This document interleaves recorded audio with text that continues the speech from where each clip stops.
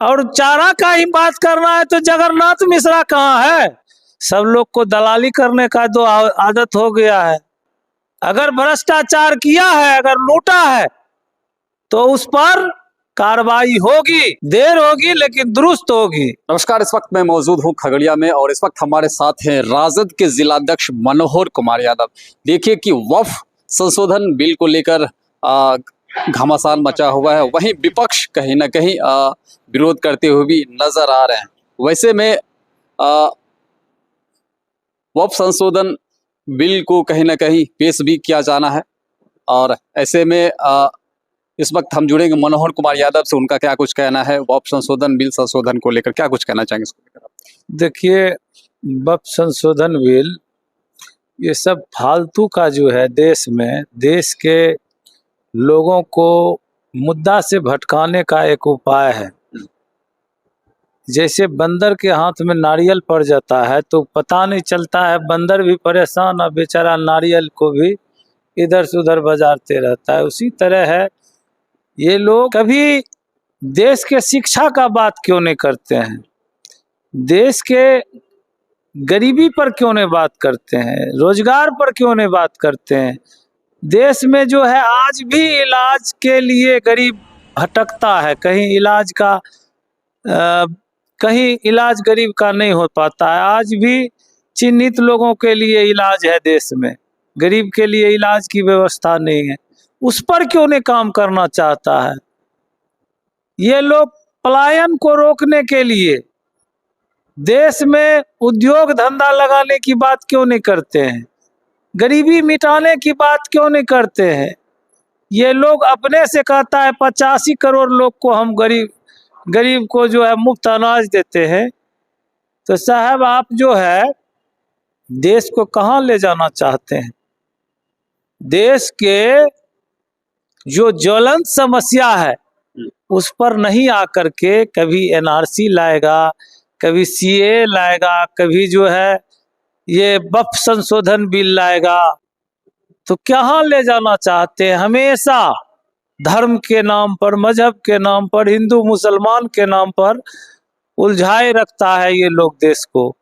ये BJP RSS गरीब विरोधी है, दलित विरोधी है, पिछड़ा विरोधी है और बिहार ही नहीं देश का ये लोग बंटाधार कर चुके हैं। देश को गर्त में, कर्ज में लगातार ये लोग डुबाए जा रहा है। मतलब आप इस बिल का समर्थन कर रहे हैं या विरोध कर रहे हैं? बिल्कुल, इसका कोई औचित नहीं है समर्थन करने का। चुनावी वर्ष है और चुनावी वर्ष आते ही आरजेडी सुप्रीमो लालू प्रसाद यादव को घेरने की कोशिश शुरू हो गई है और उनसे 950 करोड़ की वसूली के लिए उनकी संपत्ति कुर्क करने का भी ऐलान किया जा रहा है और इसे आप किस नजरिए से देखते हैं? देखिए, सबसे पहले तो ये जान लीजिए कि लालू प्रसाद यादव जी को ये लोग मनुवादी सोच के जो लोग हैं, ये लोग को पेट में दर्द हुआ और चारा घोटाला में फंसा करके बदनाम करने का काम किया। जबकि जो चारा घोटाला के जो चीफ उस समय के सीबीआई ऑफिसर था, वो अपने बुक में लिखा कि लालू यादव को जो है किस तरह राजनीतिक रूप से फंसाया गया। इन लोग को जगन्नाथ मिश्रा जो चारा घोटाला का मास्टरमाइंड है, ये नहीं सूझेगा। इन लोग का नियत ही नहीं है। इन लोग का नियत है कि जब दलित का, कमजोर वर्ग का, गरीब का, बैकवर्ड का आवाज को जो बुलंद करने वाले लोग होते हैं, उनको तंग तबाह करने। ये लोग वही है जो बाबा साहब भीमराव अंबेडकर को तंग किया करता था, बाबा साहब भीमराव अंबेडकर पर टीका टिप्पणी किया करता था। तो ये लोग जो है, जब बाबा साहब अंबेडकर पर उंगली उठाता था तो लालू जी पर, स्वाभाविक है, लालू जी तो उसी बाबा साहब अंबेडकर के सपने को साकार करने का काम किया। तो इन लोग को तकलीफ तो होगा। लालू यादव चारा बार बार चारा, एक ही चारा क्या है? 20 साल आप बताइए ना क्या किए। और चारा का ही बात करना है तो जगन्नाथ मिश्रा कहाँ है? असली तो ये है, लालू यादव जी तो मुख्यमंत्री रहते हुए चारा घोटाला के जांच का, सीबीआई जांच का मांग किए थे, अनुशंसा किए थे। आप भी स्वीकार कर चुके हैं कि खगड़िया में कहीं ना कहीं भ्रष्टाचार की गंगा बह रही है और विरोध में आपने आवाज भी बुलंद करने का प्रयास किया था। पिछले दिनों वरिष्ठ पत्रकार राजेश सिन्हा को जिस तरह सादी वर्दी में कथित पुलिस वालों ने एक तरह से अपहृत करने की कोशिश की, सीसीटीवी फुटेज सबके सामने है, इस पर आप क्या कुछ कहिएगा? देखिए, ये बिहार का सच्चाई है कि बिहार में शासन प्रशासन नाम का चीज नहीं है, बिहार में न्याय नाम का कोई चीज नहीं है। बिहार में अधिकांश जो ऑफिसर की अभी नियुक्ति होती है वो भ्रष्टाचार में लिप्त है। वो आप सच बोलते हैं, अगर भ्रष्टाचार को उजागर करते हैं तो आपको तंग करेगा, आपको एफआईआर में फंसाएगा।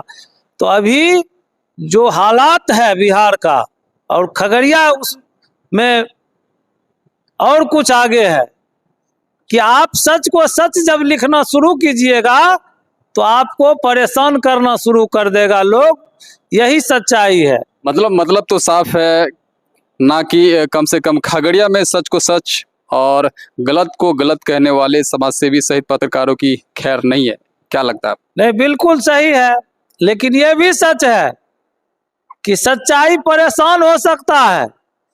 सच को कोई परेशान कर सकता है, पराजित नहीं कर सकता है। और जो भ्रष्टाचारी लोग हैं उसके साथ हम लोग छोड़ेंगे नहीं, बकसने वाले नहीं है। भ्रष्टाचारी लोग को ये गलतफहमी हो गया है कि लोग को जो है, जो सच को उठाएगा उसको फंसा देंगे, एफआईआर कर देंगे तो बच जाएंगे। ये सब नहीं होना है। अगर भ्रष्टाचार किया है, अगर लूटा है तो उस पर कार्रवाई होगी, देर होगी लेकिन दुरुस्त होगी। आप जिस तरह से समर्थन में आए हैं, कहीं ना कहीं और भी कुछ जिम्मेदार लोग हैं जो अभी तक चुप्पी साधे हुए, ऐसे में क्या उनको सामने आना चाहिए? नहीं, देखिए, अपना अपना है। सब लोग जो है भगत सिंह थोड़ो हो गया, और भगत सिंह सब लोग चाहता है कि पैदा हो, लेकिन पड़ोसी के घर में पैदा हो, यही सच्चाई है। सब लोग को दलाली करने का तो आदत हो गया है, तो क्या कीजिएगा, हम दूसरे को क्या कहेंगे, अपनी न ठिका लेंगे, अपना न बात रखेंगे। हम लोग तो संघर्ष किए हैं, आगे भी करेंगे। और सच बोलना अगर बगावत है तो हम भी बागी है। अच्छा, 2 दिनों से खगड़िया में चाचा भतीजे का पारिवारिक विवाद सड़क पर है और खगड़िया का बेटा होने के नाते आप इस विवाद को किस नजरिए से देखें? देखिए, ये सब कोई किसी का पर्सनल मामला है, हम लोग जानते भी नहीं है क्या है नहीं है, उस पर बोलना उचित नहीं है। हालांकि यह मामला अब तो घर से निकलकर सीधा रोड पर आ गया है। हम देखे भी नहीं क्या है, वो सब फालतू का चीज है। मुद्दे की बात होनी चाहिए, जिला का विकास, बिहार के विकास, उस पर बात कीजिए, हमसे उस पर होगी। और क्या है नहीं है, किसी का व्यक्तिगत लड़ाई है, व्यक्तिगत अधिकार का संघर्ष है, तो उस पर हम लोग उचित नहीं समझते हैं। चलिए, बहुत बहुत शुक्रिया। ये थे हमारे बीच राजद के जिलाध्यक्ष मनोहर कुमार यादव, जिनसे खास मुद्दे पर बातचीत हो रही थी और तमाम सवालों को उन्होंने बेबाकी अंदाज में जवाब दिया। फिलहाल इस वीडियो में इतना ही। आप चाहे तो अपनी राय प्रतिक्रिया दे सकते हैं इस पूरे मामले पर, इस पूरे वीडियो पर आपका क्या कुछ कहना है।